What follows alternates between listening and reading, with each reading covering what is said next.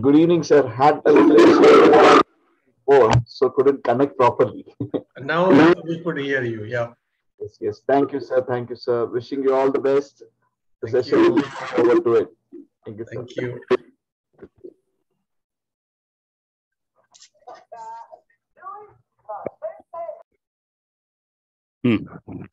Yeah.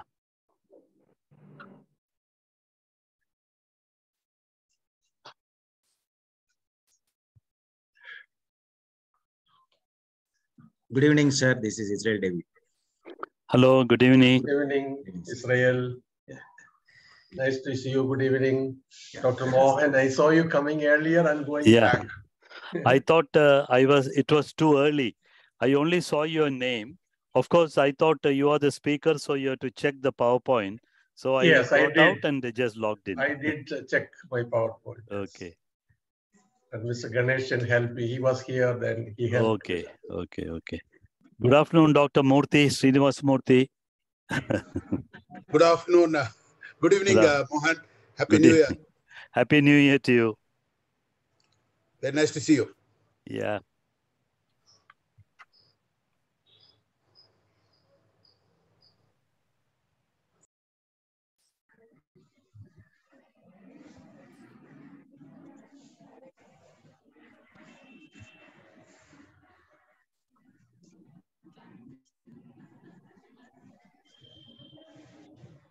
Happy birthday.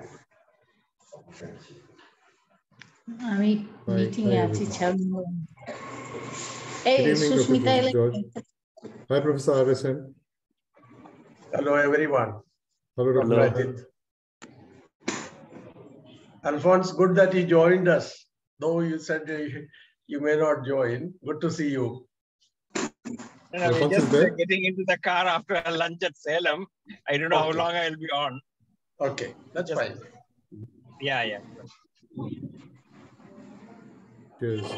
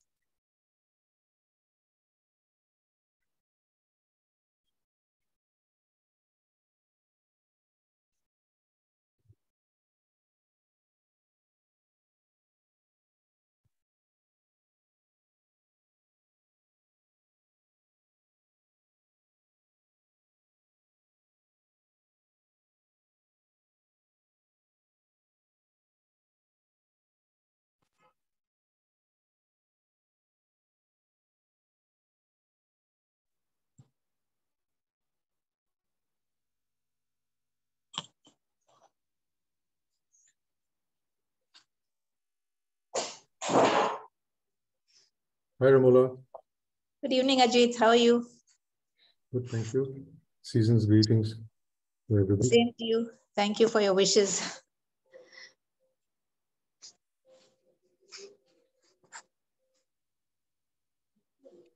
Good to see you, Ramola. Thanks for joining. Yeah, Joseph George, anytime. Waiting to hear you. Thank you. Compliments of the season to you also. Thank you.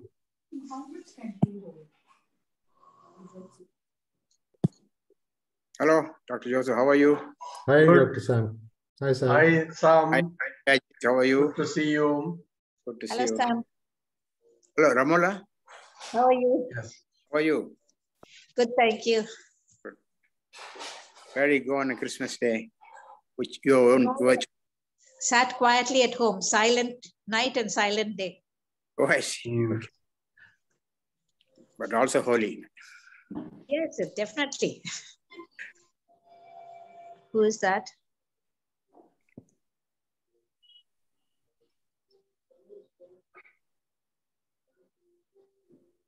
Dr. Srinivas Murthy, how are you, sir? Yes. Very nice, thank you. Compliments of season. Doctor.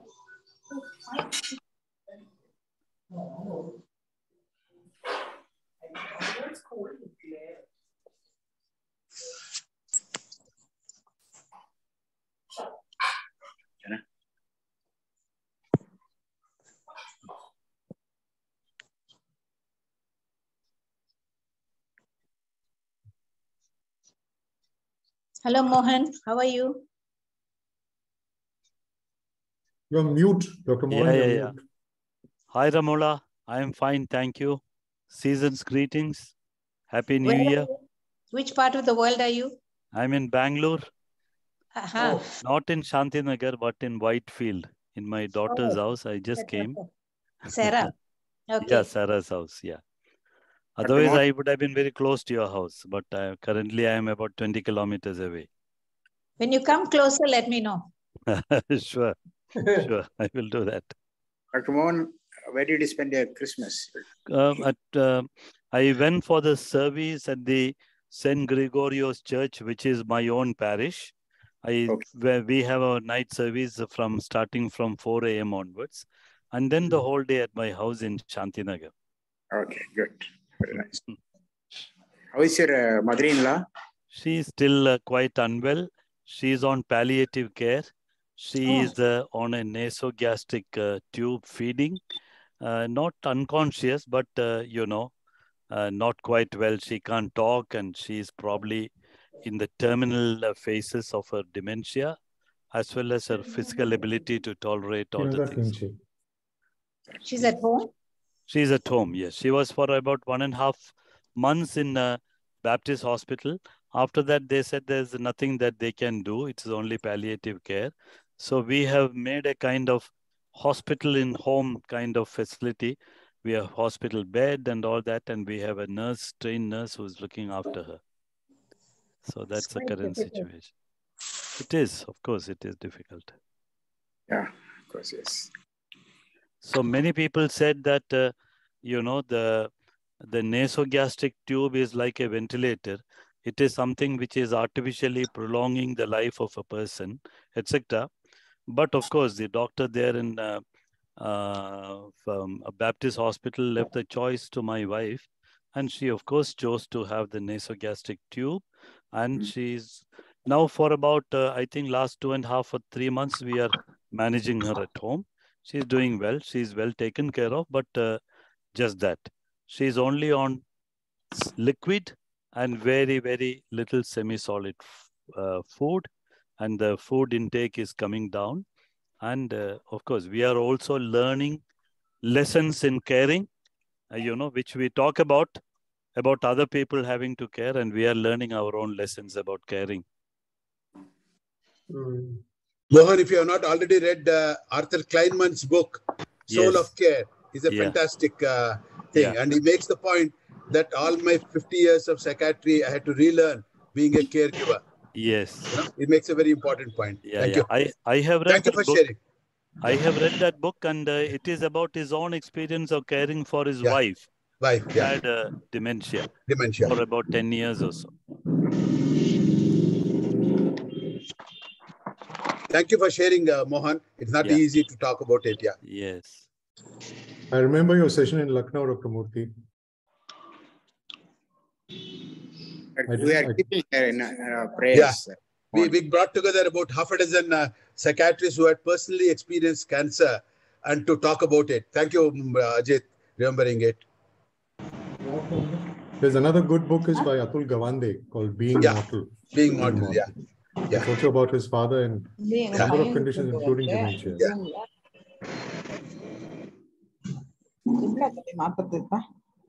Rohini, madam, shall we start? I was just messaging you, sir. Yeah, can we start? Amrita, please take over. Yes, ma'am, we can start. Thank you.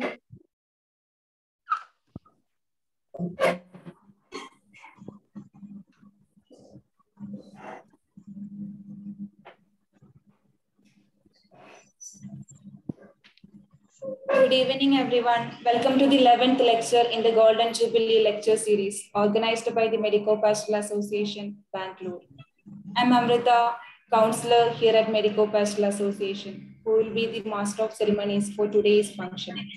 As all of you are aware, the Medico Pastoral Association, registered in 1972, is the first non-governmental mental health organization in India and is credited with pioneering work in the field of rehabilitation of persons with mental illness. MPA's community mental health activities, especially in the area of raising awareness on mental health issues and its suicide prevention activities, which is Sahai, are also well recognized locally and nationally.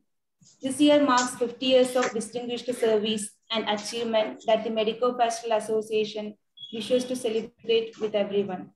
One of the many programs being organized to celebrate this Golden Jubilee year is a series of lectures that will be conducted each month. We are delighted to have Dr. Joseph George, former head of the counseling department at United Theological College, who now serves as the Honorable President of MPA, deliver the 11th lecture of this series. He is a well-known professional counselor, clinical supervisor, and educator. This lecture will be followed by a brief question and answer session to be moderated by the session chair, Dr. Mohan K. Isaac. Now, I would like to request Ms. Rohini Rajiv, who is the chairperson of the Academic, Public Service and Publication Committee, and also a member of the Managing Committee, to lead the group in prayer. Over to you, ma'am. Thank you, madam.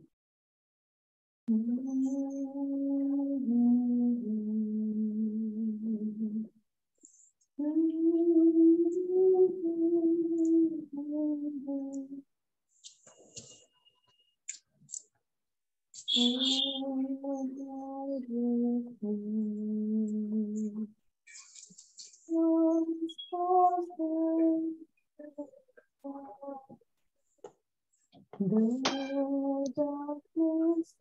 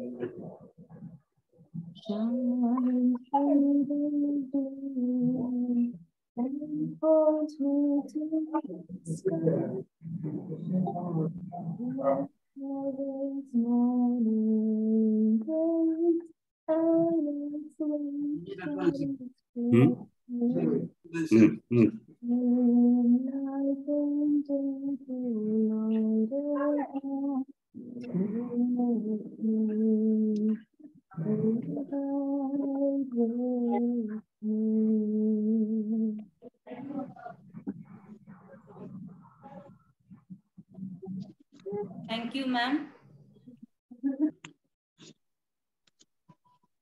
Now, I request that Dr. Ajit Bibire, Senior Psychiatrist and Honorable Vice President of MPA, to welcome the gathering. Dr. Ajit Bibire has been associated with MPA for over 2 decades now. Over to you, Doctor.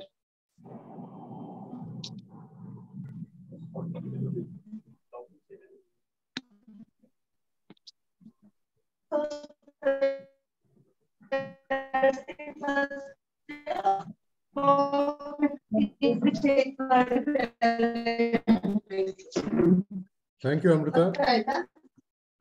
May I request everybody except...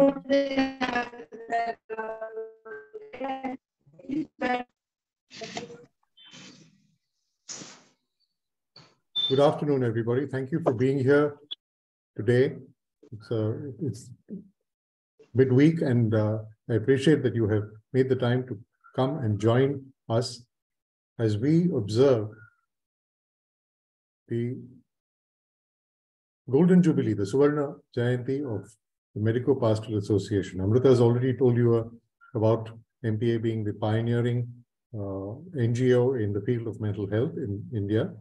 And to observe our 50 years of being in the public space and providing services of rehabilitation, we moved into increasing awareness of mental health about 1.5 decades ago, and we've been very active in this field.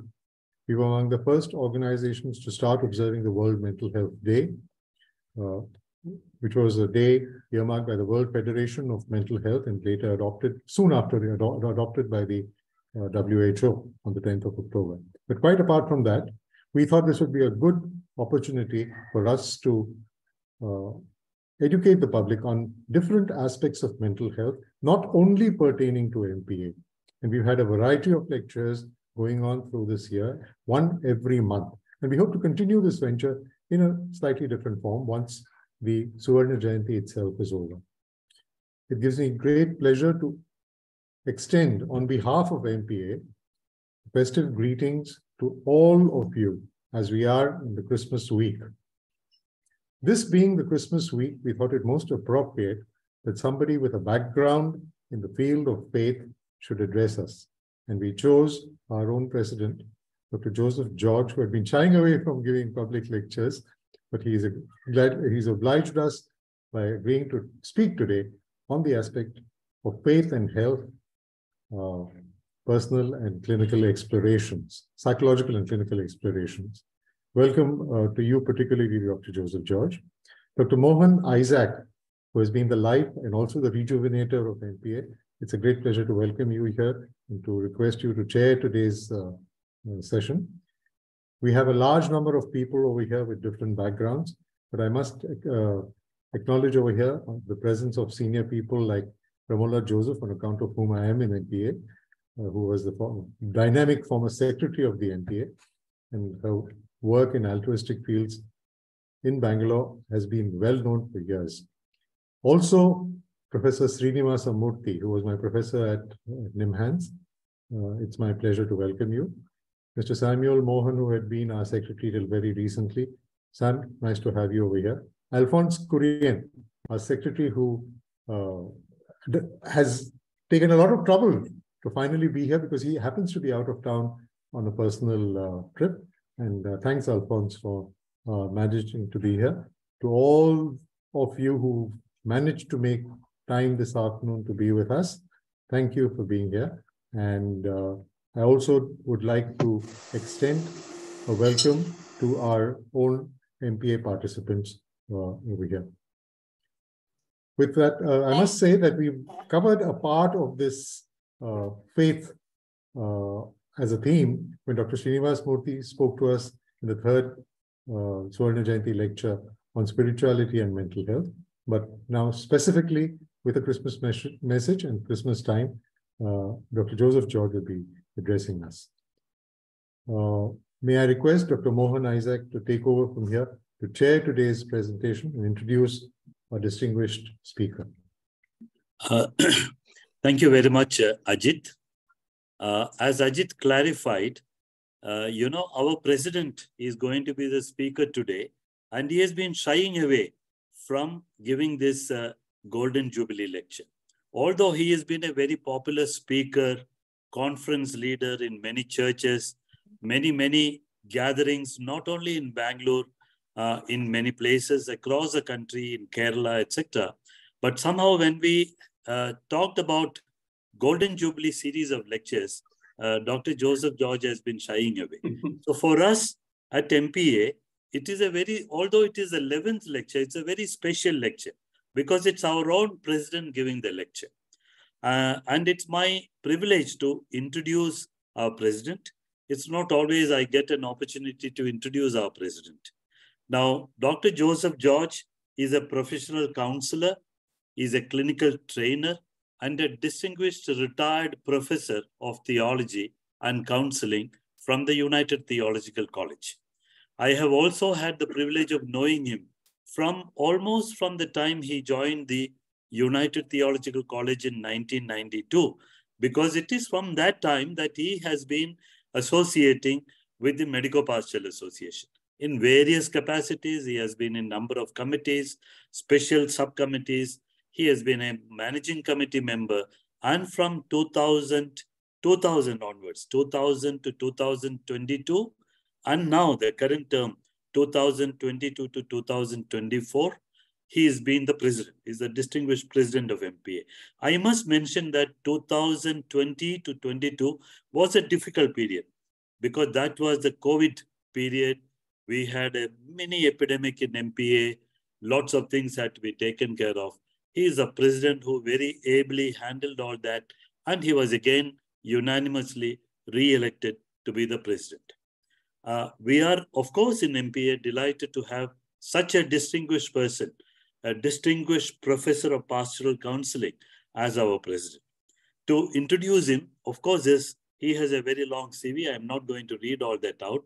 I will only tell you a little bit about his educational and, research and training background. Following retirement from United Theological College, when he retired, he was also the dean of the research studies, etc. He has been continuing as a clinical trainer. He has been a professional counselor. Perhaps he has become more active after his retirement. He continues to guide doctoral masters students in theology and counseling at the United Theological College. Now, Dr. Joseph had his Bachelor of Arts in Sociology and Bachelor of Theology from Allahabad. Then he did his BD, Bachelor of Divinity from the UBS Pune. And then he did his Master's in Theology from the United Theological College, where he later joined and worked for a number of years, 30 years plus as a professor. He did his doctoral work in theology from the Candler School of Theology from the Emory University in Atlanta. It's one of the oldest universities in Atlanta, Georgia. The Emory University is very well known.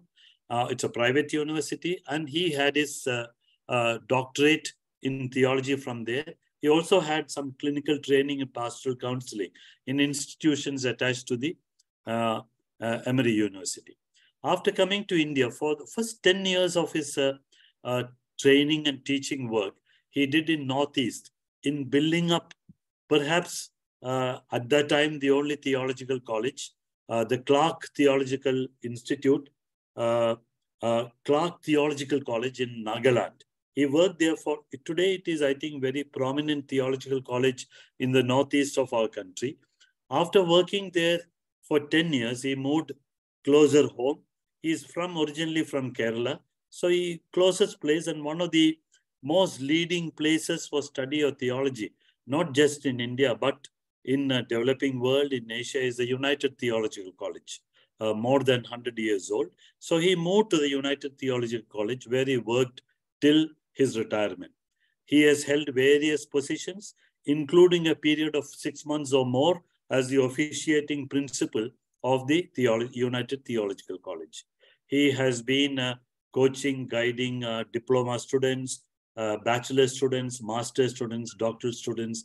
I understand that he has been the guide for more than 60 master students and more than 15 doctoral students, some of whom he is continuing to guide. He has more than 30, 40 papers in academic peer-reviewed journals. He has several book chapters. And I know personally that he is a very popular convention speaker at, I know that, in St. Mark's 2 years ago or 3 years ago, during the COVID year, he gave the Passion Week sermon. So he's a very popular speaker, orator, etc. In spite of all this, when we wanted to have him as our Golden Jubilee speaker, he shied away. He would have escaped because we are on the 11th and one more lecture, but I think Ajit succeeded in persuading him to agree to talk during the Christmas year. I think it was Christmas season. Probably he kindly agreed because Christmas maybe he could not avoid, and he agreed. We are thankful to you. I want to also mention that besides MPA is associated with a number of non-governmental organizations. He is also currently the secretary of the International Council for Pastoral Care and Counseling. So it is our distinguished president. He is a very distinguished speaker. It is my great honor and privilege to, introduce him and present him to you. Please welcome Dr. Joseph George, President of Medico Pastoral Association. Dr. Joseph George, over to you. Sir, thank you for your presence. I would like to request also to chair the session and also facilitate the discussion and question and answer after the lecture. Thank you, sir. Thank you. Dr. Joseph George. Dr. Mohan, Dr. Ajit, distinguished guests, staff, counselors of MBA. It's an honor to be here with you all this evening. It's a privilege. It's a privilege that I am being asked to give this lecture. And thank you, Dr. Mohan, for those kind words of introduction. Certainly, it's a pleasure to be with all of you this afternoon.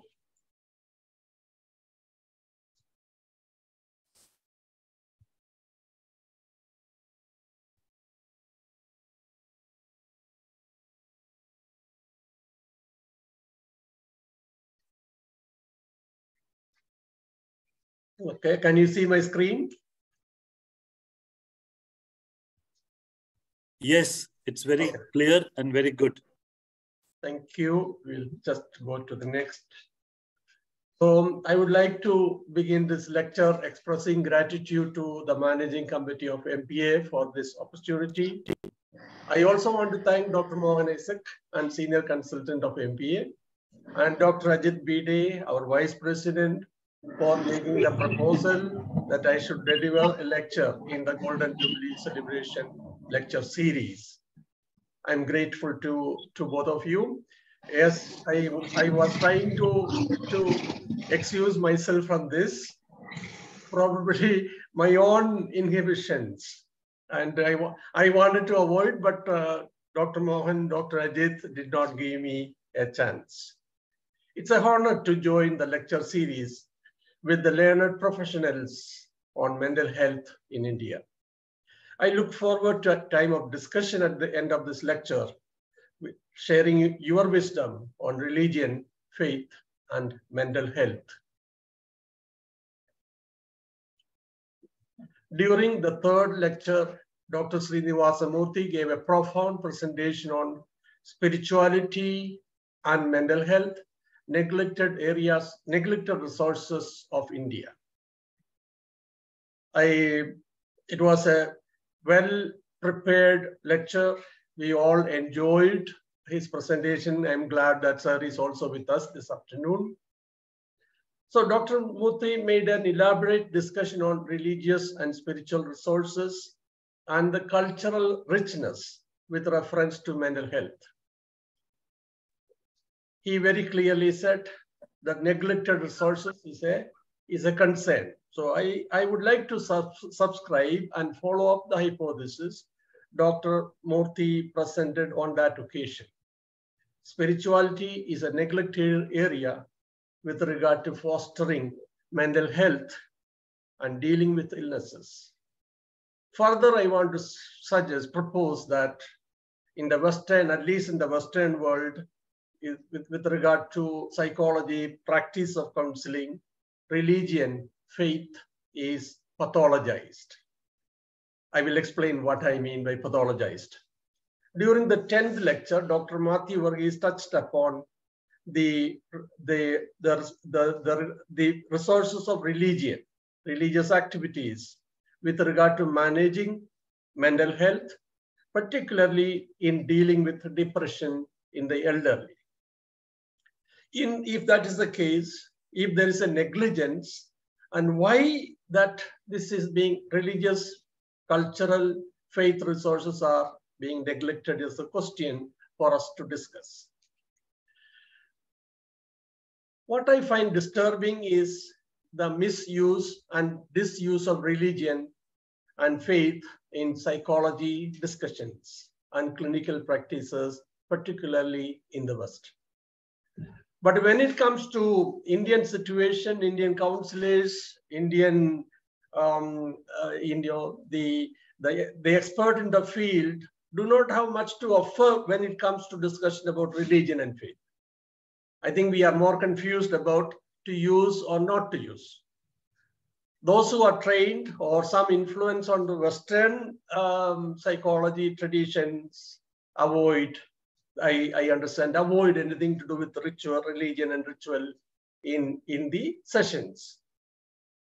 So what I find is a deliberate and exaggerated attempt to pathologize religious or anything to do with religious faith is considered with suspicion.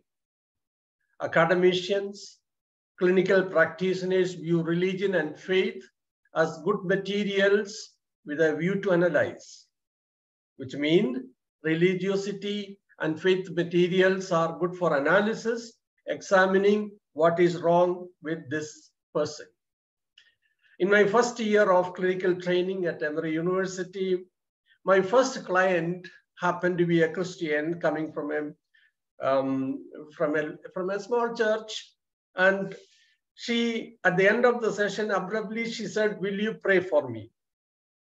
And I prayed.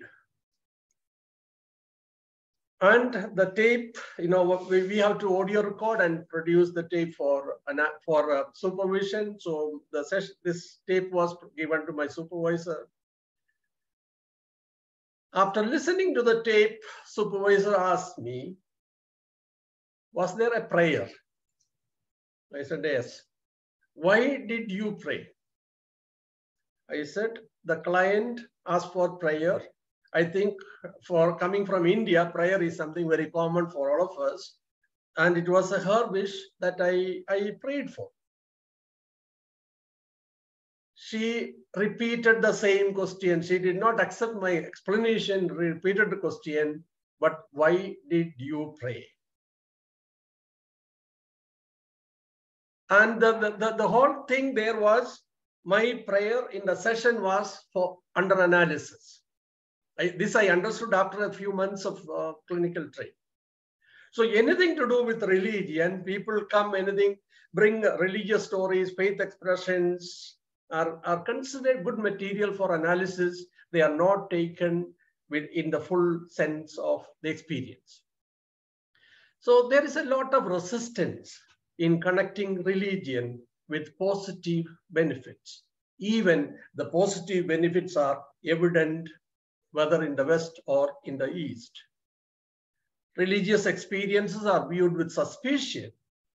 They are heard as subjective materials and hence far away from truth. This resistance leads to deliberate cover-up of positive impact of religious experiences and faith expressions.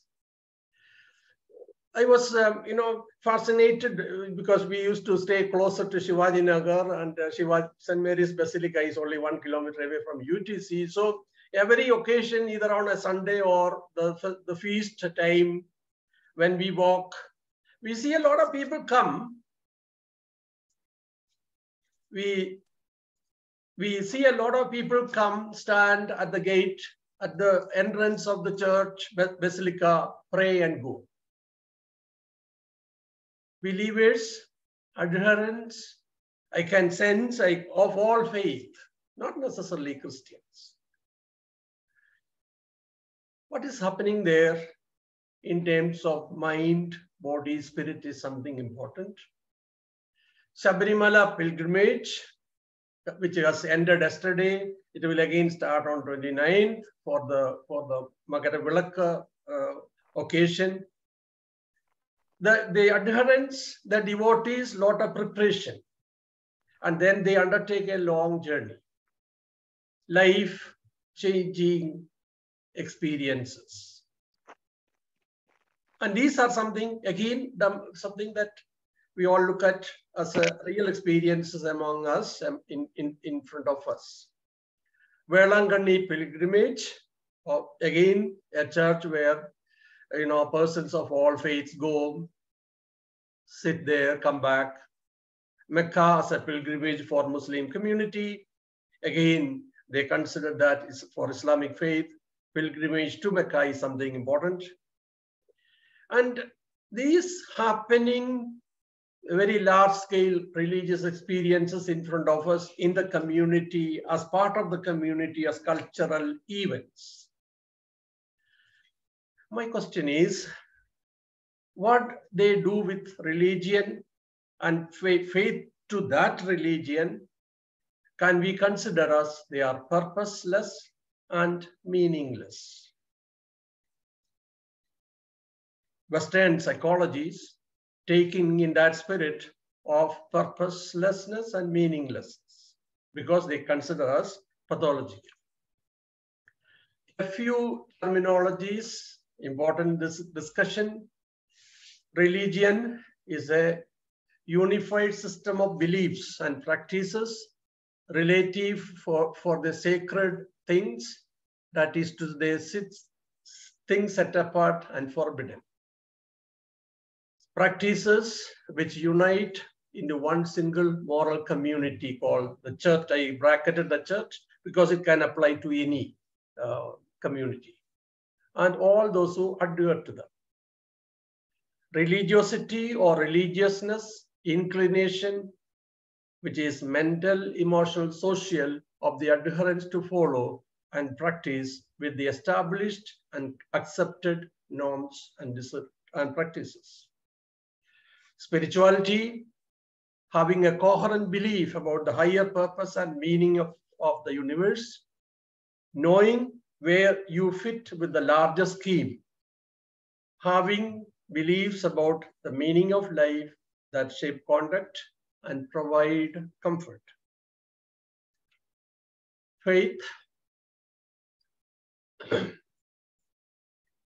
the James Fowler, a structural psychologist who was a professor at Emory, he defined faith as the foundational of trust and loyalty, underlying selfhood and relationships.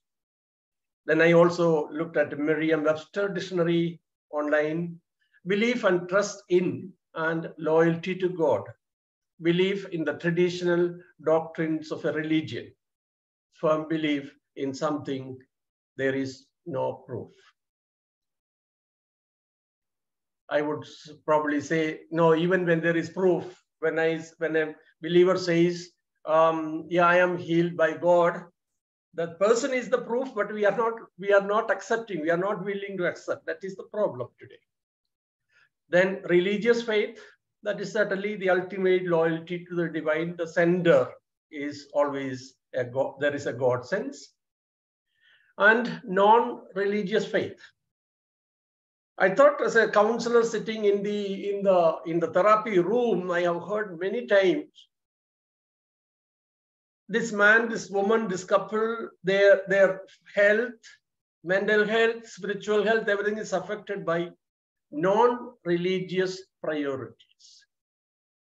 And so non-religious priorities can also be taken as a serious factor when we look at mental health or health in general, because it can foster or block health and healing.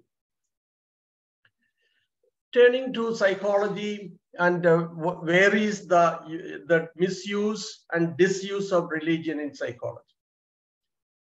I should say I will blame everything on Sigmund Freud, whom we call the father of modern psychology. His writings primarily responsible for pathologies in religion and giving a lot of distorted explanation about faith. It is no doubt he has brought in extremely brilliant ideas about a number of key concepts about human beings. The drives, instincts, etc., unconscious mind, stages for development. Many, at least 7, 8 different concepts I admire that he brought in. But the problem is this basic framework in which he developed religion is something quite negative. So his theory of religion and religious is closely related to the rituals of the obsessive, compulsive persons. Jewish Christian indirect impacts are quite evident in his numerous writings. Religion as infantile neurosis, ample reference to religious materials, questioning the truth claims. In fact, 1/3 of all his writing, in UTC we have 28 volumes of his writing, so at least 1/3 of the materials written about is about religion. Moses and monotheism, culture, so much of religion he talked about, though he did not give enough value to religious experience. So his problem is religious experiences are all linked with unconscious motives and infantile wish fulfillment. Everything comes from my childishness, need for a father figure to help me. So I say, God, Father, help me. So this is what infantile wish fulfillment. So his study of religion is derived from the narratives of severely pathological clients, his own clients, especially 2 of them, about whom is published, the Wolfman and Dr. Scheber. And these both books show that these were persons with severe mental disorders, hallucination and delusions of the worst kind. But Freud did not even take one healthy person and his religion for his discussion. It's all about the diagnostic approach to prominent religious motives, ideas, and expressions found in the expressed beliefs, private rituals, and faith indications. So what did he say more about? Divine is a human creation arising from the unconscious. That is psychological creation of the mind in the midst of utter helplessness. The mortals reaching to the immortal. So it's pure subjective process. Somewhere he talked about a child, 5-year-old child, at the face of danger, show hands to the father or the parental figure and say, carry me. And in Freud's religion, it's a psychological creation of finding comfort with a direct connect with God. So the mortal reaching out to the immortal, finding comfort. So it's a pure psychological creation. And this is found in his book, The Psychopathology of Everyday Life, 1901. And also the article he published, Obsessive Acts and Religious Practices, 1907, which is an oft-quoted article. Now, Freudian impact, the primary discussion is about, when we come to religion, faith, logical and scientific, and that which is non-scientific, hence illogical. So this Freudian trend has made this, everything religious and faith centered are non-scientific and hence illogical. It is an undeniable fact that psychoanalysis had made wide range of impact in the Western academia and clinical practitioners. Even in professional pastoral counseling, where I did my training, this was true. Anything religious, Bible, prayer, etc., you will not do because the standard of care there says it cannot be a religious practice. It has to be religious, do it in the church. Even now it is true, though other schools are also introduced, like behaviorism, humanistic, positive psychology, etc. This trend, the trend is an overvaluing psychoanalysis in the universities and among the licensed registered practitioners. So what is professionalism? It all has to do with Sigmund Freud. What is the clinical practice? It has to do with standards each state describe. And there is a lot of Freudian influence in this work, in this aspect. So we need to redeem pathologized religion and faith. Because all of the culture, the tradition that we come, it is important that we all recognize religion and faith are extremely important in all our discussions, including our own lives. Many of the adherents of Freud followed the same theoretical framework, but some scholars' theories made substantial revisions. And I want to bring to you a few of them to say that it is not Freud alone, but others who have questioned him, made substantial differences from him, which could be a leading direction for us to understand how to value and bring religion and faith into our practice. Carl Jung, a close associate of Freud, they were with more than 10 years together, discussions, writings, traveling, and he agreed with Freud on many views. But on a few important concepts, Jung, he did not go with him, and one being religion. Now, when we talk about religion and Jung, it is not like the religion we understand. Jung had a different view of religion altogether. Towards the end of his life, he was living under a tower, on a tower, more of an introvert, personal life, his own reflection. So it's a different kind of, but he said religion and rituals need to be culture placed under collective unconscious. So collective unconscious is an important concept in Jung.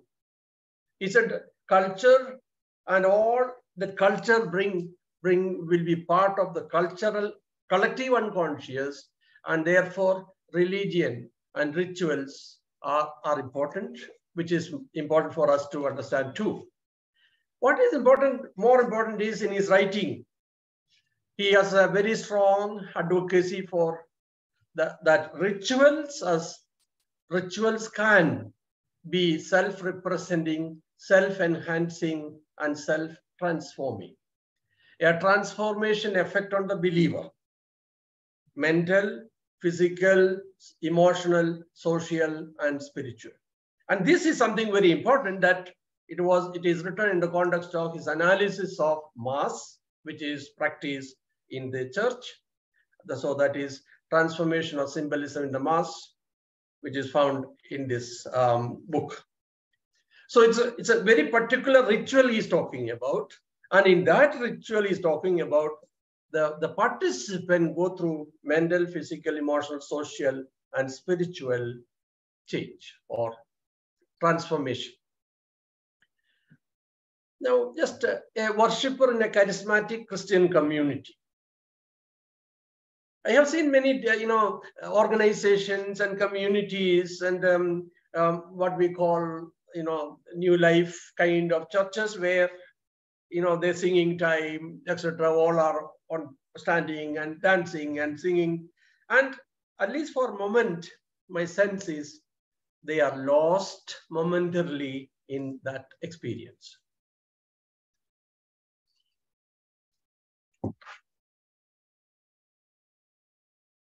The second scholar in this field is Donald W. Winnicott. He brought in this concept called transitional phenomenon. Donald W. Winnicott is a British pediatrician and then pediatrician turned psychoanalyst. So he belongs to the Neo-Freudian group. There are many Neo-Freudian group, new theories who revise Freudian theory. And his theory comes under objective relations theory. Some of you might have already read about in the colleges. So he coined the term transitional phenomenon to describe two important things, play and religion, and any other significant cultural engagements, whether it is a planned one, non-planned.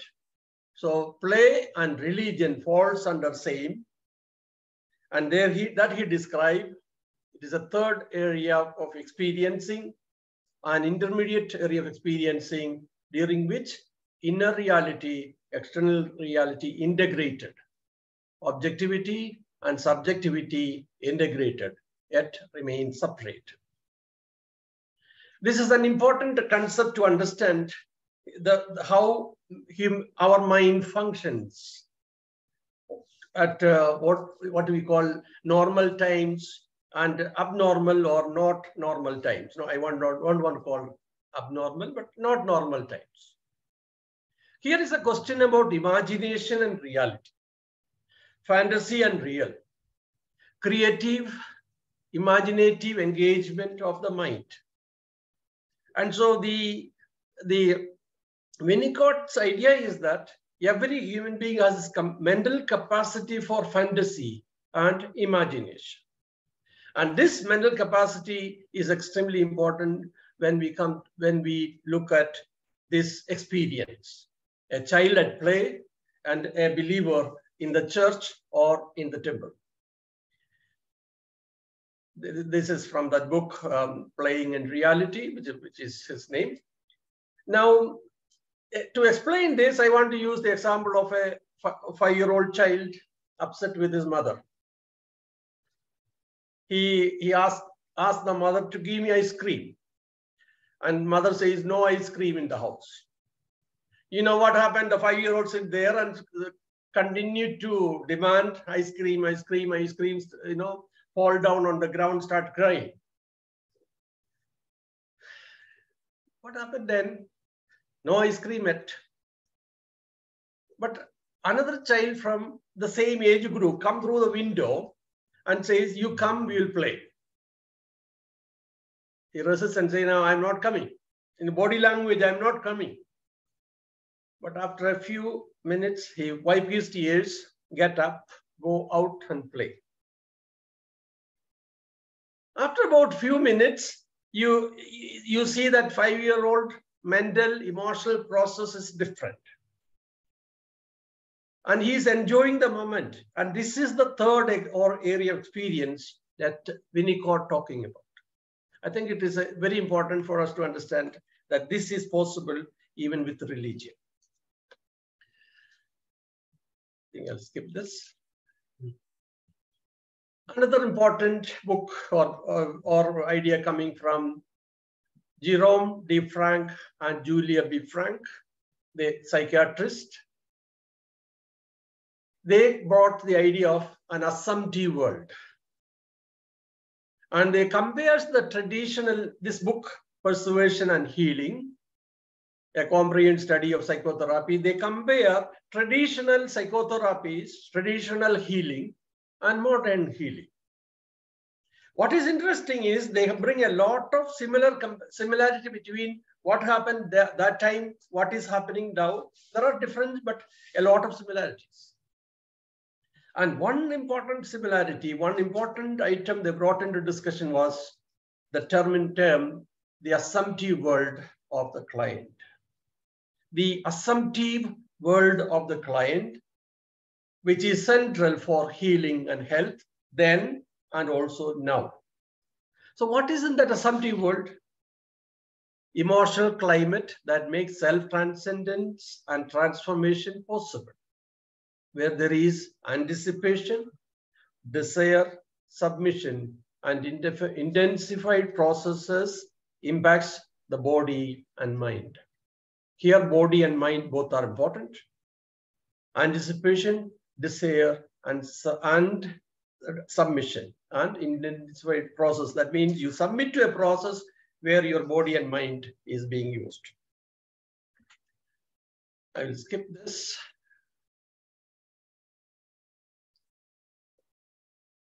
British anthropologist Victor Turner. The other one, you can, of course, it will be in the record, but you know, it is about 7-dimensional religion. For the sake of time, I'll just skip that. Victor Turner, liminality. He comes from British anthropology with the functional structuralist orientation, which meant they focus on the structures and patterns of relationship that produce meaning and order to the group or community, in which there are individual actors. So anthropologists, they study culture, tradition, etc. in intensified ways. The process involves action, reflection, and transformation. He went into an African Nedubu tribe in northwestern Zambia. He was studying the people through survey. You know, that book, Ritual Process, Structure and Structure, he talks about the story about his going to the Nedubu tribe. He was given a house on the top of a tree to protect him from wild animals, etc. So life for him was different from the community. So the survey method, he began to question, what am I actually getting? So one night he heard the drum noise and all the musical instruments, the community in the street, and he joined them. And he said, no, I'm not going to stay in that house. So from surveying mode to experiencing the intense life of the people. Deeper understanding of mental, emotional, and physical process. So human thought patterns, feelings, and actions are aroused and channeled by specific rituals or practices.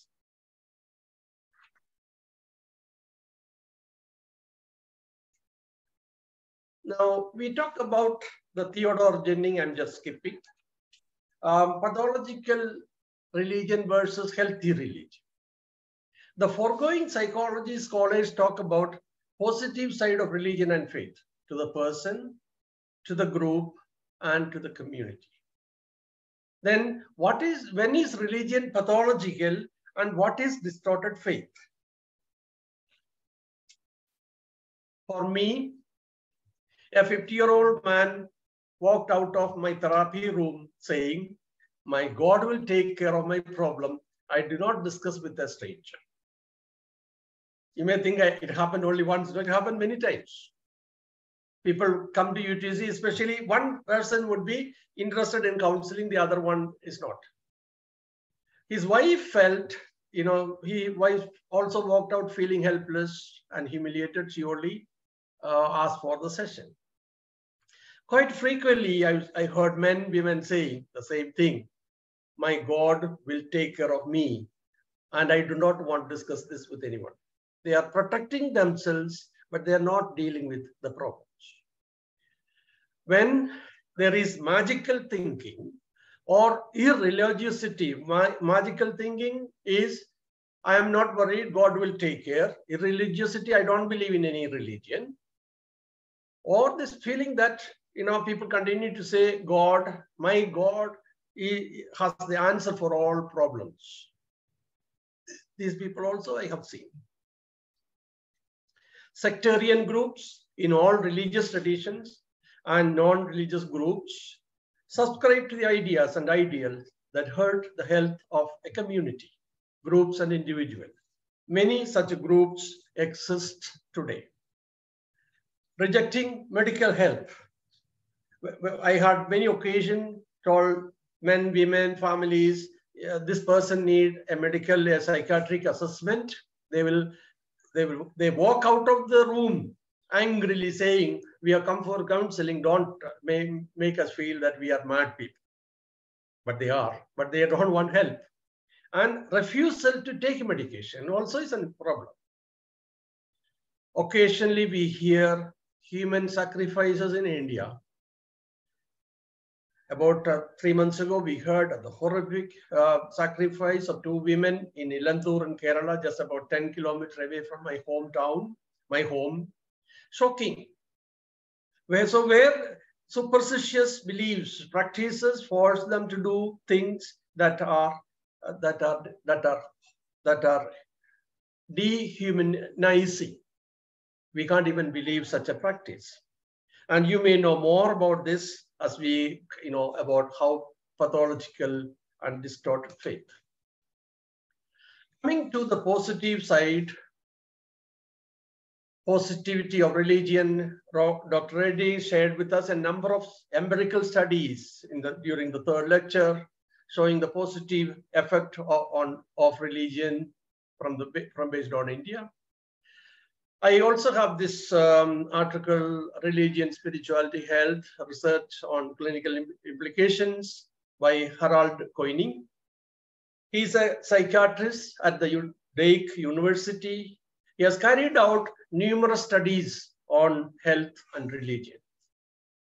Given a detailed account based on scientific, quantitative studies of religion and faith resources, how religion and faith resources help to maintain health, dealing with the illnesses, and coping at crisis times.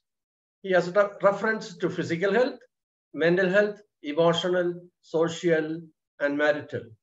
Behaviors that sustain positive health, dietary norms, and others that are important in this domain. So we need to look at or review the use and misuse of faith and religious resources and examine their capacity for fostering health and healing in our communities from the larger framework as well as talking from individuals. Recent positive psychology, about 20 years now, it helps to examining positive life, satisfied life, flourishing, etc., in which religion has a major role to play. A client says, God helping me, what is my logic to question her narrative? Positive health is living with purpose and meaning. Every moment is important. Positive psychology used the acronym PERMA, which means positive emotions, engagement, relationship, meaning, and accomplishments. I have 3 case studies, but I will stop with one because time factor, we will have time for discussion. During my visit to MBA, I always had the privilege of interacting with a few residents. 2 or 3 have more interaction with me.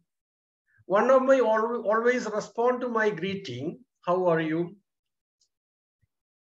He says, I am fine by the grace of God. A person in recovery refers to his faith in God, expresses religiosity, and divine has a place in his personal narrative. In this narrative, I do not have anything illogical. I do not see anything illogical as the expression come from his assumptive world. There is no logic to consider his expressions as illogical. What is his assumptive world? My interpretation, maybe he will say differently, that he means himself, the world around him.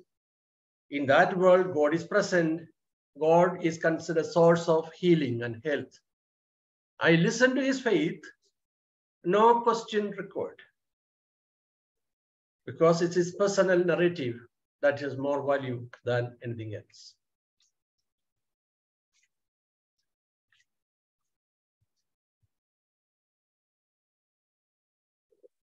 Religion, rituals, faith bring in meaning-making events. The feeling that we are engaged, that those who are engaged, not the priest, not the one who administers, but the people seeking direction, meaning, and purpose. So creative ways of using religious resources and faith to positive living is important. Employing creativity in psychotherapy and rehab work, focusing on health, growth of children, men, and women. Thank you. I stop here, back over to Dr. Moore. Thank you. Thank you very much, Dr. Joseph George. It has been a very scholarly account on faith and health.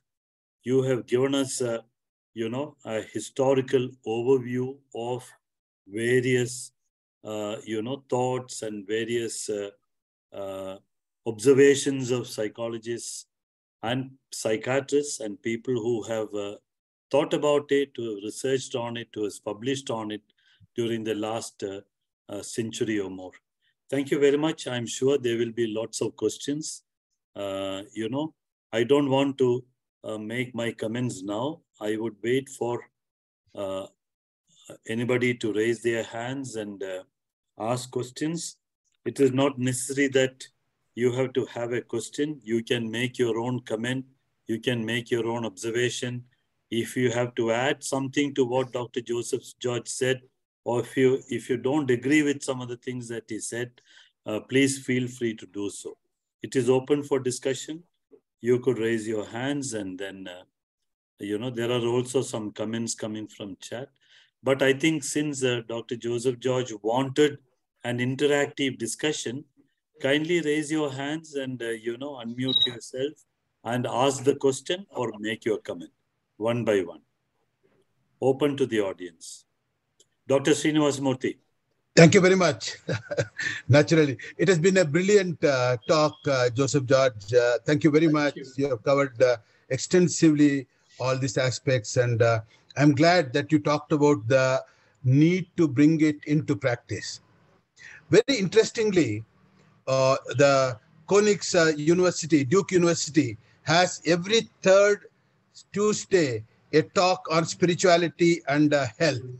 And the last talk was on bringing spiritual practices into, not from research to practice, by a person called Joseph Currier, and his lecture is available in their website. It's a fantastic one, talks about it.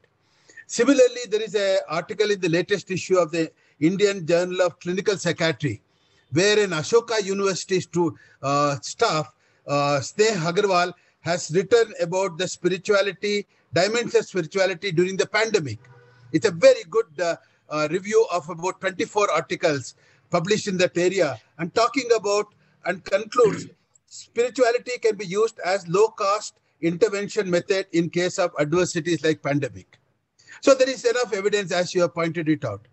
My question is, why is it that we are reluctant to use it? And specifically, in India, we are much more eclectic in the sense that if you see the meditation circle or any other things, literally everyone comes out and talks about spirituality. It doesn't have to be a person who is a padri or a speaker or a maulvi or something. While in the last lecture of Duke University, one of the doctors said, am I breaking through my limits of intervention by looking at the spiritual aspects? Coming from CMC Vellore, where I did my medical education, I don't see that as an issue. Though you did talk about an incident from CMC, which was not so positive. So my question is, are we right in thinking of making spirituality an essential part of every health-giving professional person, whether it's a doctor, social worker, counselor, or layperson, anyone, whoever it is? What are your views about it? I personally feel strongly that spirituality is a very, very important resource. Two areas where we have done and written about it, and I'll be happy to share. One is cancer and spirituality, where we have put together the things, how spirituality is very important. More recently, when we are working with the disabled people, we find that the parents use spirituality as the main resource more than anything else. In point of fact, one parent said, and I asked, how has having a child made a difference? Oh, my spirituality has become stronger. So my question to you, Joseph, is that should we be eclectic and not say this is my boundary, so I will now call a spiritual person to look into that, or integrate spirituality into our work? Thank you very much. Thank you, Dr. Murthy, for the comment and the question. I don't know whether I have a direct answer to those. And even in the West, in the recent times, have been awareness about use of yoga, music, etc., along with therapy. So certainly this is something important. But when it comes to license practice, there are a lot of problems there when it comes to use of religion. And that is where Duke University is probably one of the centers where this has been happening as a project. And so they have been getting additional funding from Templeton Foundation. So it is being sponsored to have adequate, sufficient research on religion and mental health. And so a lot of material coming from that angle. But in India, my sense is, I go with you, we are more free to use our own resources, but we need to have some kind of a collective wisdom in this, which would mean like-minded professional counselors, psychotherapists must have a kind of an understanding, apart from the pure psychology, what are the things available to us? There are many things available to us we are not using. And so I know in MBA rehab, we use some of those, including yoga and etc. But then what are the other things that we could bring into mental health of the community in the large way, as well as counseling and rehabilitation? Thank you so much for that question. Thank you. Thank you. Dr. Joseph George, there is a question in the chat box by Advocate Krishnadas Rai. He says, most of us have had personal experience of, the presence of God or our faith working, etc., etc. But how do we explain this to people who want evidence for everything, or people who believe only in science? Is there any way we can do this? What he says is that many of us have had experiences, but we can't convince other people that this kind of a thing works. I don't know whether you would like to respond to that observation in the chat box. Yeah, it's a good observation, and I think a very important question too. How do we convince our experiences with others? It's a question. What kind of data? Because the younger generation asks for evidence. Now, when it comes to psychology, counseling, personal work, family work, it is more about the examples that are in front of us. So if anybody is asking for if anybody is asking for evidence, certainly I would say look at this example. Someone who have gone through this, overcome, and they have done much better in terms of, coping with or sustaining their life. So it is possible to do that. Okay. Okay. Thank you very much. There is another observation, and this may be partly in response to also what Dr. Murthy said. The person, has made this observation. The chat box says that faith in God is part and parcel of life in India. So that should be, naturally part of every therapy session with both the client and the therapist. I mean, he says, why do you have to be apologetic? It should be there. This is an observation. I don't know whether Dr. Murthy or Dr. Joseph George would like to respond to this comment in the chat box. Question is from Suman Murthy, Dr. Suman Murthy. Dr. Suman Murthy, yes. If I can come in, I personally think, I personally think that even in my personal life, when I developed cancer 10 years back, it was the spiritual dimension, particularly my association with Professor Narayan Reddy, who helped me in this journey, which helped me. I wouldn't say that was the only cause, but it was a very important part. From my point of view, I personally feel that this is a resource, as I have written in the recent article on cancer and spirituality, is like sunshine. Some might use it just for light. Some might use it for vitamin D. Some might use it to convert it into electricity. So spirituality should be used as and where appropriate to the person.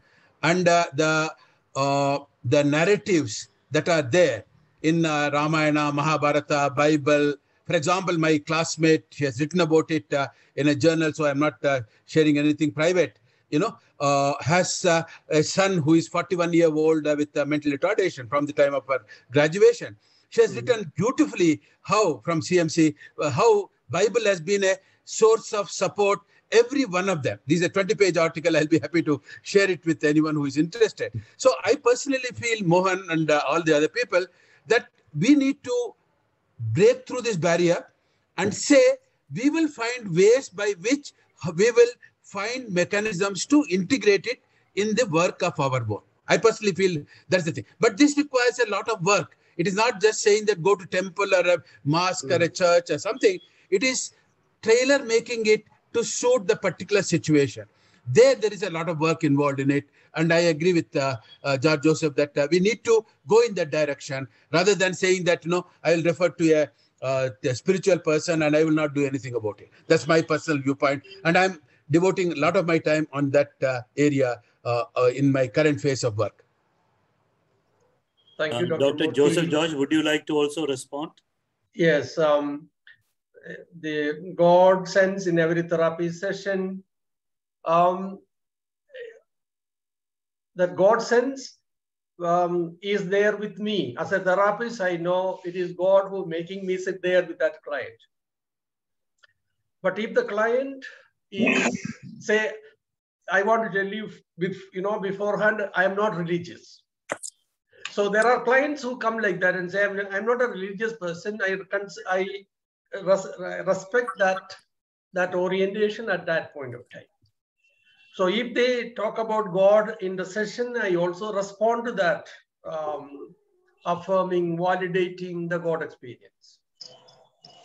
I used to listen to people when they say I came by bus, stop at Shivaji Nagar Basilica, prayed and came.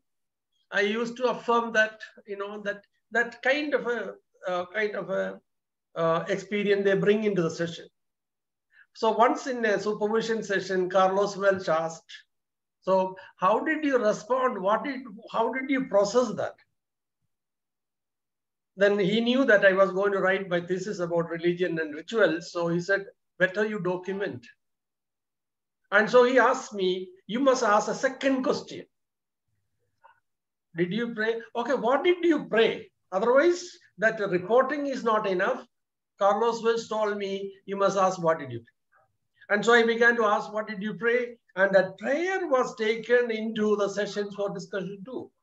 And many times, what they prayed, the content of the prayer is much more reflective humbling as well as self-searching than all the discussion with me in the therapy room. So certainly religion has a place, and validation where there is something negative, certainly helping them to correct that is also important. Thank you. More comments and questions are welcome. Dr. Mohan, yes. I have a question. I'm Nirmala. Okay, please do. Please do go ahead. Yeah. So my question is right from ground zero, where we are family members who have loved ones under treatment for mental illness.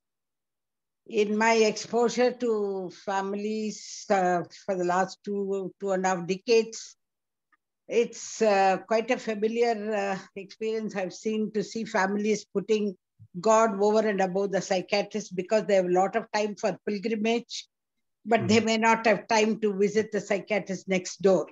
So much so the treatment for the person gets delayed. It becomes very difficult. Such is the power of faith, I should admit. There is no doubt on that. But do you also agree that sometimes religion can be an opiating experience? That the timely intervention, early intervention, this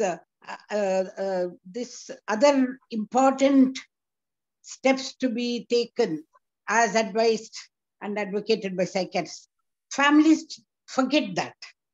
They think things can, as they say, God is great all the time. And so what can any doctor do? We'll always go. The doctor is always there. We always have an imams. We always have some St. John's Hospital, no doubt on it. But we won't get this opportunity to go to Velankani or whatever that is. So that is given priority. Sometimes, would you call it a opium? Religion as opium of the masses. You took Freud, I'm taking Marx. That is one thing. Secondly, what is the role of values in faith in healthcare? What values? Here again, many family members out of sheer helplessness do not practice rather practice covert medication, as you may know, due to non-compliance of the person who needs treatment.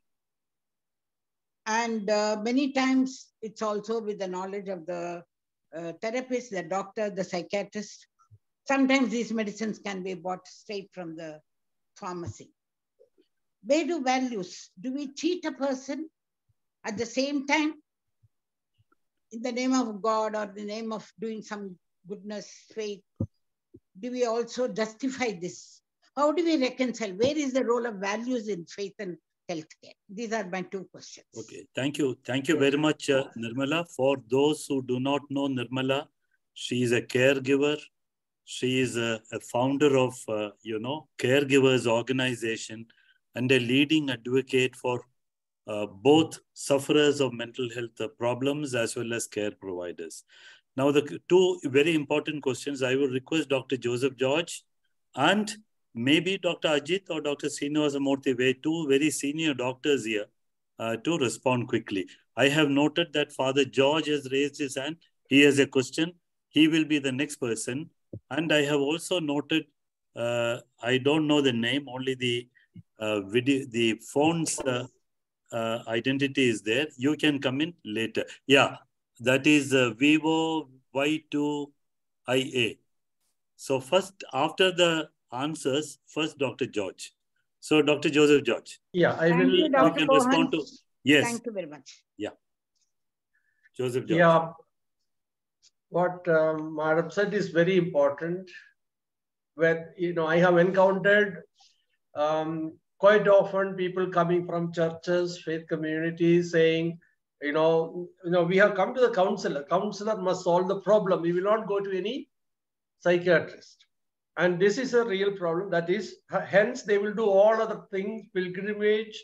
They can spend thousands of rupees for going for pilgrimage outside the country, but not getting enough help. This is a problem still because of many different reasons, including the all the stigma attached to mental illness category. which is probably something that in the coming years, we will see more openness about this. And second is about the values. What are the values that we carry in terms of helping people? There are questions about how much and how different can one get a better service, something very important look at in this situation. I don't know whether Dr. Murthy want to say anything on this. And Dr. Ajit, on this? Dr. Murthy first. Ajit, you go ahead. Right. I think Nirmala hit the nail on the head.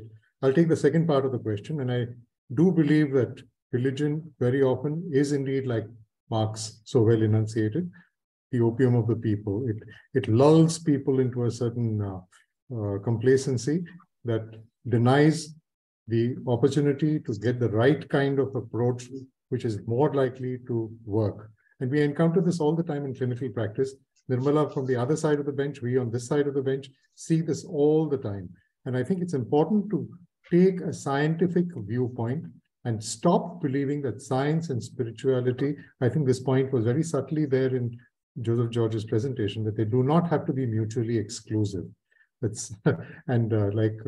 One of the pastors I worked with long ago said that science is after all created by God, but that's just a tongue-in-cheek remark. I think it's right that people can be lulled into inaction, believing themselves to be very devout and holier than thou at times, and that is something really that ought to be avoided. Mohan, if I may just make a personal remark while I'm going along. Yeah, please do. Please do. I want to say this, that I find it in my day-to-day work, especially when I was a full-timer at a general hospital, we had a number of cases of attempted suicide would be brought to us. Somewhere along the line, about after 10 years of having been in private practice, I started asking them, what is your theological orientation? What is your faith orientation? Because those who had something of a theological orientation, something of a faith and a believer, I could say that, listen, your life is not your doing. Your life is given to you by somebody, and it is that somebody who can take your life away. I don't think you should take on yourself the responsibility of ending the liberty of taking your life. And I think that helped me a lot in my practice. But if somebody did not have a faith, if somebody was not inclined to take a spiritual stance, it is most inappropriate for any mental health profession to bring in religion into this discussion. If you are inclined to, then we can sing the same raga together or have a jugalbandi which goes with your orientation in mind. But if you can't, I think it's most inappropriate for anybody to enforce any kind of spirituality. I like Joseph George's question about, will you pray for me? Now that at one level is a very, very loaded question. Easing my burden completely or partially onto my therapist/counselor, that you take the responsibility partly or totally for my eventual well-being, recovery, stability, and so forth. And I think that is something which we are also asked, as doctors. You could be an oncologist, you could be a pulmonologist treating somebody, and doc, will you pray for me? So I think most doctors have learned how to respond to that by saying, I will necessarily always wish you well. Now, does that amount to prayer? Moot question. I'll just quickly come in about the opium. We must remember also, it is the opium which allowed for all the advances in surgery because of pain relief. So it works both ways. It's not always bad. For example, the same fentanyl also is a very pain reliever in chronic care, in cancer care and other things. Very interestingly, just 2 days back, there was a paper from SCARF on the traditional healers going to traditional healer between India and Canada. And they found that the duration of psychosis was not very different between the two. Though in India, many of them went to traditional healer and then they went there. And they debate about it in the paper that came out just by sheer coincidence. Specifically, I think we tend to think of, when we are talking about these things, one isolated case or other experience. I think what we need to do is to look at 100,000 cases and see what percentage of them or fall into this very controversial area. My own experience with cancer and developmental disabilities, it is less than 5%, if at all. Most of the time, it is very, very clear-cut, and the minute you give an opportunity, they either say, I don't want to talk about it, or I think this is very important to me. What I'm saying is, the same way we use every resource to get the person better, we must use this also as an important one in a sensitive manner, in an appropriate manner, and develop this. Particularly, I mean, I want to just come back very quickly, though I made this in my talk. Old age is going to be a very big issue. There, Swami Ranganathananji of Ramakrishna Mission says, why don't you start looking at it not as a loss, but a transition? I wish we can talk about it. It's a fantastic idea. If we can start looking at a transition, many of the problems that we have will disappear. So I think there are things which we need to examine, explore, and see what we can do. Thank you very much. Thank you, Father George, for waiting. Please ask your question or make your comment. Am I audible? Yes. Okay, thank you, Dr. Mohan Isaac, for giving me this chance. And thank you, Dr. Joseph George, for the interesting talk. My question is one simple question. Your talk seems to revolve around theistic religions. Now, can you situate your talk in the context of the non-theistic religions like Buddhism? Thank you, that's all. Dr. Joseph George. That's a good question, but I have not thought about that at all, where we talk about health healing in non-theistic traditions. Something important, but probably I will read more on that. Do you have any idea, George Varghese? No, I'm still reading and exploring what is Buddhism. Okay. So I mean, it's out of curiosity I ask, because your talk seems to revolve around God and, you know. Okay. So, maybe we will also request Dr. Murthy. Do you know anything about this, Doctor? Actually, it's a very good question. In point of fact, Buddhism really talks about suffering as the basis of all. If you remember the 4 things, there is suffering, there is reason for suffering, there is a way of getting out of suffering, and 8-fold pathway is the answer. So there is no real problem in thinking of, particularly in Buddhism. There are other theistic religions, I don't know enough about it to be able to talk. But then recognizing that suffering is an essential part of it makes you move to a different type of a dimension of recovery than struggling with the suffering. Thank you. Thank you. Anybody else from the audience would like to respond to Father George's question? Open. If there's nobody, may I ask, I've still not got the name of Vivo Y2. Your hand is still up. You wanted to ask a question. Please go ahead with the question.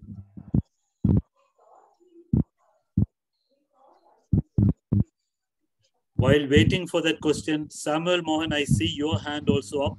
Please go ahead with the question. This is to Dr. Joseph George. I compliment you for the brilliant talk you made, number 1. And 2 is that I have come across in my life, as well as in my family life, in the family, what he called as a miracle healing. You know, people who are gone terminally ill, by prayer, we come across people have been no trace of the talk. So, is it even in my brother and my user in EMC Vellore, they also narrated so many things, and they always pray before any surgery. Apart from that one, my question is that, have you come across of any mentally ill patients getting healed through prayer or faith? Dr. Joseph George, answers. Thank you, Sam, for the question.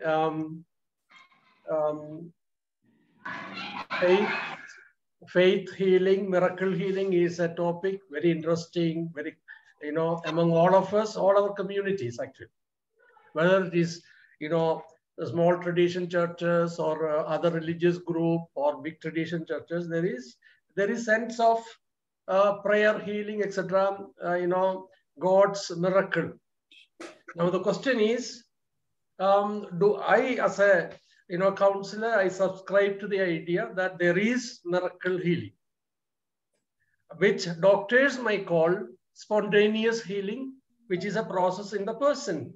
But when that spontaneous healing is happening under favorable condition, I believe, miracle healing can happen, which is something that we all have to accept. And that is one way God work with the community. And so personally, I believe that there is miracle, not to all, not 100%, but some at least. And it comes through this, which doctors in the larger term I call spontaneous healing. That is, you have a chance of recovering yourself. Thank you. Thank you. Dr. Joseph George, one more thing Mr. Samuel Mohan asked is, do people with mental disorders get completely healed with prayer? Is that right, Mr. Samuel? Yes, correct. Yeah. Okay. So that I would say no. Every illness, there is causes behind, which are, especially mental disorders, the different various factors causing mental disorder we need to understand, including starting with the gene factor, psychosocial environment, parental behavior, which we heard in one of the lectures, and the inconsistency in the living environment, which can cause the illness, which would mean only prayer would not heal that person. We need sufficient medical attention. Thank you. Yeah. Thank you. We have two more questions. I see two hands. One is Rohini. Rohini, go ahead with the question, and then we'll come back to the last question. Thank you, sir. Thank you. Dr. George, I want to ask this personal question to you. When you chose to study theology and counseling in pastoral care, did you personally want to involve faith in, in the healing process as a counselor? And or was it because the course was good? Or so I really wanted to know, because that's as a therapist, what is your idea behind this, and how has that experience been? So, do people come to you only if they want, Christian counseling?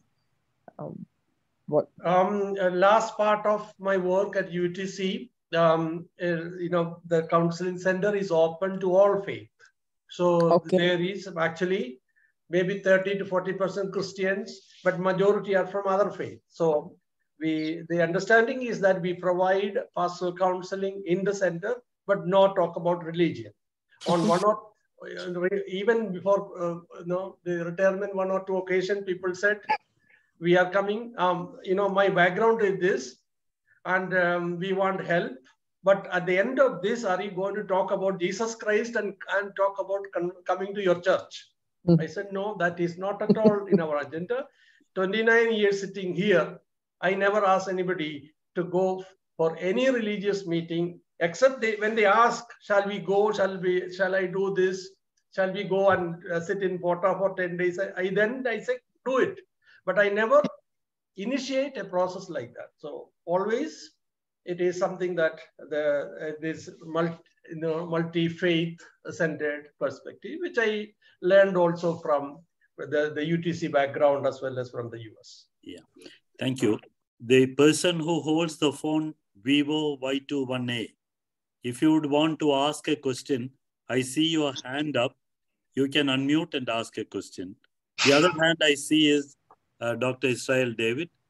Yes. Okay, Israel David, go ahead with your question. Unmute and ask the question. Yeah. Thank you, sir. Thank you. I want to thank Joseph George, sir. I was a student of him, and even now I learned from him. I'm thankful to him for this very inspiring lecture this evening. And thank you for helping us to understand, of course, the relationship between faith and health. Just two comments, or maybe I do not know whether they are questions or comments or observation. But the number one is you have brought out several psychologists. most of them are from Western perspective. Do you think that any Indian psychologist who could help us in understanding the Indian psyche, Indian health, and Indian community as we work with the Indian community? Number one. Number two is most of the time, actually, when we discuss about or when we think about mental health or health, holistic health, we think from individual perspective. Do you think that this community perspective of mental health should be emphasized in our discussions, in our observations? And are you able to hear me? Yes, yes, yes. Yeah. I'm just wondering, is there any relationship between the psychology of the dominant using religion to control, to dictate, and to oppress the mental health of the community, their particular community, the subaltern, the Dalit community, how this particular community is, made to think, to behave in certain ways because of the dominant. Can you help us to understand the community dimension of mental health and how, and the relationship between the social dominance in psychology and the religion, and how this religion is being used, in fact, misused. Religious sanction is misused to dominate and to control the community. Thank you. Thank you. I take those more as comments. Yet I want to respond. The majority, minority, subaltern discussions, certainly that is something very prominent in the Indian context. Particularly one of the, somewhere, I heard the wounded psyche of the people who are oppressed. And we have not gone into that area today because it is a different topic altogether. But where the community is in process, first, individuals, in one of that is the Victor Turner talked about individuals as actors in a drama. So we are all part of that drama actually. And so there is a lot of community emphasis, whereas individual actors have a role to play. So which is a very, very important question that you asked. And Indian scholars, so Dirkakar onwards, I heard, but then I thought that will be too much of material to cover in 45 minutes. And also that I took for granted that we had a presentation from the third lecture series. So that presentation has given us by Dr. Murthy number of scholars and empirical case studies. So empirical, not case study, empirical data. So I took for granted that, probably focus more on this today. Yeah. Thank you for the question, Doctor. We'll have the last question. The hand which had gone up, till now the question has not come up. Sir, I think so. That is Mr. Samuelson from Sahai Helpline. Oh, okay. Mr. Samuel from Sahai Helpline. Please ask. Please go ahead with your... I couldn't see your name because only the name of your mobile phone comes up here. Please go ahead with your question. This will be the last question. The numbers have not been depleting, and that's why I went on beyond 5:30. Otherwise, usually we quite interesting. The last question is from Mr. Samuel. Please go ahead. It was a quite interesting lecture. When I saw the message, Dr. Joseph George is going to speak on faith and health. That made me to attend this lecture because there is a lot there in the talk. Because we heard a very, very interesting talk. One requires wisdom on religion. I know the cases where thousands of people are healed by prayer. And people who suffer, there are cases where doctors can diagnose, but there are cases where these evil spirits destroy their mental health, their behavior, and so many things in the family. Such cases, normally they don't go to doctor. Doctor will not understand, but they go to church and for prayer.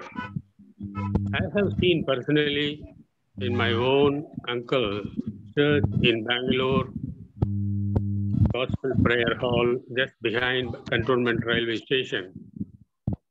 Even today, though he is not there, the person who he adopted, he is the pastor of that church. The pastor of the church is adopted from an orphanage. So that is a very big issue which I don't want to narrate. But the question is, when a person receives that gift of health, that is faith. Faith comes by hearing the word of God. Nobody has seen God, but through His word, the precious word which He has given through Bible. If a person follows it sincerely, certainly there is an answer to all his questions. Somebody said, the questions of the entire world, answer is there in the Bible. But one needs wisdom on religion. Unless he has the faith, without faith, it is difficult to please God. If you want to receive anything from God, you should have faith. By faith alone, one can receive that healing and other thing. One more thing, recently I heard a testimony from a scholar, double PhD in Banaras Indian University on Hinduism. So he was sitting in the library, an old man with saffron dress, he came and gave a paper and disappeared. And in that paper, it is written, God so loved the world that He sent His only begotten Son, whosoever believeth in Him should not perish. So he had a question, who is that Son of God? The God has sent. Who is that? That is the question which he was trying his level best. After a couple of months, he was led by the Spirit of God to go to his native place. So he was going in the train, knowing where he is not going, where he was going. So at Bhopal railway station, so he was told, the Spirit told him to get down. In the midnight, 2 o'clock, he got down. Only people with a chaya and a taste master was there. Then the Spirit was telling you, go. He walked 2 kilometers. When he walked 2 kilometers, he found a person who was sitting there. The same person who gave that letter in Banaras Indian University. The same word. That is how the word has got the power to transform a person. If the transformation is not taking place, it is all waste. See, 10 lepers came to Jesus. He healed all. Only one came and thanked. That gratitude. Similarly, the people with faith, when they go to God, they should be sincere. They should be just not only to receive healing, but they should be faithful. From their background, God has delivered him. He should be sincere. Only then he will have that blessing that will continue. This requires really wisdom on religion. I don't know what my observation, a small observation, but to Dr. Joseph George, he is a professor, because I don't like to have any question. This is my observation. Thank you. Thank you very much, Mr. Samuel. No observation is small. Every observation is valid and equally important. Thank you very much. I don't know whether Dr. Joseph George want to say in conclusion as we wind up the discussion. Yes. thank you, Sam, for that question or discussion about your own observation about religious experience. You know, you shared something very unique as being a very fundamental believing Christian. So that is being accepted. But then every community has their own faith expressions. And so we are much more wider than that, actually. And so certainly every faith, tradition, there are resources that depend for understanding God's health and healing. In conclusion, I want to say my experience at CMC Vellore, which I skipped. It will take probably 2 minutes. In 2005, I was the Passion Week speaker at CMC Hospital and Chapel. So that would mean we have 2 sessions, one in the morning, one in the evening in the chapel, one in the morning college. On Monday, Thursday. So while singing and preaching happened, people come, sit there, pray, people of all faiths. You know, they come, sit there, have their own prayers, bring candles near the cross and go back. Monday, Thursday, a father and a son came kneeling down at the time of Holy Communion, the Mass sharing. And appearingly, the child is sick, maybe 6, 7 years old, looking very weak. He has all the needles on his hand. Father and son came down, kneeling down for receiving the Holy Communion, bread and wine. The priest, officiating priest came, gave the bread to the father's hand, and then the child he did not give, because children, they don't give. And so very visible that he's from another faith tradition. So father got the bread and he insisted that son be given, but father did not. The priest did not give. So father went distributing the other end, came back. So this father, and looking at his son, held this. I was sitting on the stage because I was speaker. Held this very reverentially, closed his eyes. I don't know what he said. He gave the bread to the son. And the son, from the father's hand, took the bread and ate. The Holy Communion in individual cups come. And that is again, you drink and pass the cup back to the tray. And again, father insisted, give to the son too. No, then the father waited for this man to drink and keep back the cup. Next day, I was forced to speak about what I saw in the altar. Father had the bread, son had the wine. What does it mean in the context of a healing community? So it was a very important, very positive experience I want to share. And somewhere I have written about rituals, in that is also mentioned. So who makes when all the chaplains come to the session, when we go from UTC, we all discussions. And they tell, we don't stop anybody coming to chapel. We don't stop anybody from taking Holy Communion. It's an open place. So my question is, who makes the meaning and purpose? Not the chaplains, not the priest, but the man standing there in his 100% faith, took it and gave to his son. And this is where this kind of extraordinary moments we find everywhere, including our own religious places. Look for it and foster so that healing and health can continue to happen. Thank you so much. Thank you, Dr. Mohan and Dr. Murthy and all others who have contributed to this discussion. It's a pleasure to have all of you with us this evening. Thank you so much. Yeah, thank you very much. It has been a very profound discussion, talk, etc. And thank you for your message. Before I hand over to the Master of Ceremonies, as a chair, I'd like to make 2 or 3 observations. Observation 1, of course, I'm not going to expand on any of the things. More than 1.5 centuries ago, we great poet laureate of Queen Victoria, I'm referring to Alfred Tennyson, wrote that more things are wrought by prayer than this world dreams of. Of course, there are many other things in that poetry. Begins by saying, pray for my soul. More things are wrought by prayer than this world dreams of. Now, the second point I want to mention is, since Dr. Joseph George began with Sigmund Freud and how Western psychotherapy and psychoanalysis thought of religion very differently as pathological, etc.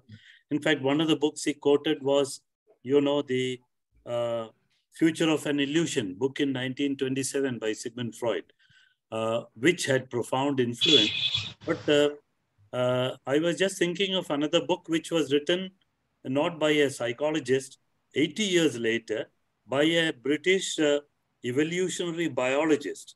I'm referring to Richard Dawkins, who did not call it an illusion, but he called it a delusion. I don't know whether many of you have read or seen the by now very famous and widely sold book, Richard Dawkins' The God Delusion, where he argues about various things, etc. Now, the third point I wanted to mention is something about Medico Pastoral Association. So a lot of people have asked, why is it called Medico Pastoral Association? What is this? Of course, the current president is a professor of pastoral counseling, etc. Also, there have been, efforts at changing the name. This is an old-fashioned name. No, for the 20th century, we should have a different kind of name. It's good that we still are called Medico Pastoral Association. But from my study of the history of the evolution of Medico Pastoral Association, it began in 1962 by a lecture given by an Australian professor of internal medicine and endocrinology. His name is Basil Hetzel. He is from the University of Adelaide. He was an endocrinologist. He did a lot of work in developing countries, including in Papua New Guinea and all that. He is credited with iodization of salt for prevention of cretinism. His name is Basil Hetzel, but he was also a profound, very scholarly endocrinologist, professor of medicine with the University of Adelaide in Australia. But he was also a very spiritually minded person. And he gave a talk about the doctor clergy group in Australia those days. It's a very small group. Not many people would know. Even now, of course, you will have to do research to find out history of that. Basil Hetzel, if anybody interested in medicine, you will know that he is the father of iodization of salts, which has prevented thousands of people in many countries, not being born with cretinism. So Basil Hetzel talked about the doctor clergy group in Australia. A small group in St. Mark's Cathedral thought about it, discussed about it. That is the precursor of starting of the Medico Pastoral Association. And then later, when Dr. Shiromani founded the organization, she, along with many other people in consultation with other people, thought that the appropriate name for this, not Doctor Clergy Group of Bangalore, but Medico Pastoral Association. It started as an organization from St. Mark's, but with the close links which Dr. Shiromani had with the then director of NIMHANS, that time it was called the All India Institute of Mental Health, Dr. R.M. Verma, who persuaded her to make it a secular organization. So that's the story of Medico Pastoral Association. We still call ourselves Medico Pastoral Association. I would want to thank Dr. Joseph George and all the people who participated in the discussion, asked questions, made comments, etc., answered questions. I would like to thank them, and I would like to now hand the mic back to our Master of Ceremonies. Back to you.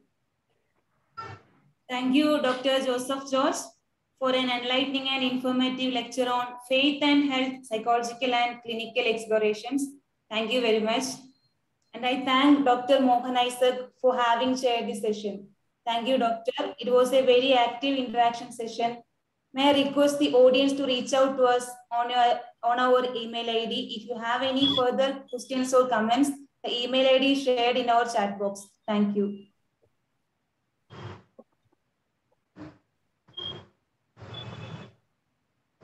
I just want to add that, we have in terms of numbers, we may not have a big number, but we maintained the total number. There was no depletion. That is one of the reasons I said I went on beyond 5:30. These are recorded, and an edited recorded version will be available on the Medico Pastoral Association YouTube, as well as in the on our website. Please do listen. Please tell your friends who have missed this to listen to that. But I want to mention that we have not just audience from Bangalore or outside Bangalore in India, but we have listeners from even outside our country. I see my good friend Dhanaratna Sakya logged in even towards the end. He works in Nepal. He's a professor of psychiatry in one of the leading medical colleges.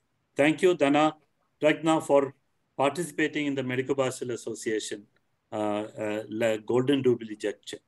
Back to you. Is there any final vote of thanks? We have now come to the end of the session. May I request Mr. Bhaskar NG, Honorable Administrator of MPA, to deliver the vote of thanks. Over to you, sir. Amrita, thank you so much. Firstly, I would like to congratulate Dr. Joseph George, sir. Sir, your speech was truly enlightening, and this is a topic wherein it requires a lot of discussion, a lot of listening to different perspectives, and maybe in future we might see some different ways of treating mental health. Probably spirituality being accepted as one of the ways to treat mental health. That is something that we might see in future as well. But thank you very much for giving such a wonderful talk, and the session was very interactive. The Q&A session, Dr. Mohan Isaac sir, thank you so much for patiently conducting the Q&A session. In fact, this was one of the longest Q&A sessions that we had in the entire lecture series. It was very, very interactive, and good to see, people, as you rightly mentioned, that there was no drop in numbers, and, they were interested. They were attracted to, just finish the, Q&A session with their doubts clarified. I would like to thank the members who were involved in the program for today's lecture series, starting with Rohini ma'am with a wonderful invocation song, followed by welcome speech by Dr. Ajit Bide sir, and then again introduction of the guest lecture by Dr. Mohan Isaac sir. And I would also like to take this opportunity to thank Micro Labs, who have been of a great support for us. They have been supporting us by lending their Zoom ID links, through which our series has been going flawlessly. As Dr. Mohan Isaac sir mentioned, all these videos will be made available in our YouTube channel. Probably in a few days' time, you can expect the 11th lecture series to be uploaded into our YouTube channel. Lastly, I would like to thank the audience who were present with us, who made the time for this wonderful session. I thank you on behalf of the entire MPA family that you were part of this program. Last but not the least, the staff of MPA, especially Mr. Ashwin, who was involved in poster making, and also Amrita, who was the MC for today's program. A big thank you to you. You did a wonderful job. Keep it up. And also other staff who made this event possible. Thank you so much for the opportunity given. Look forward for the next lecture series. Thank you so much. Amrita, back to you. Thank you, sir. Thank you all of you for joining us this evening for this wonderful program. Good evening and goodbye until we meet again for the last lecture of the series. Thank you, everybody. Please visit and follow us on our YouTube page, where the record will soon be posted. Thank you. Thank you. Happy New Year, everybody. On behalf of MPA, we would like to wish you all a wonderful, blessed New Year. God bless you. Thank you. Bless everybody.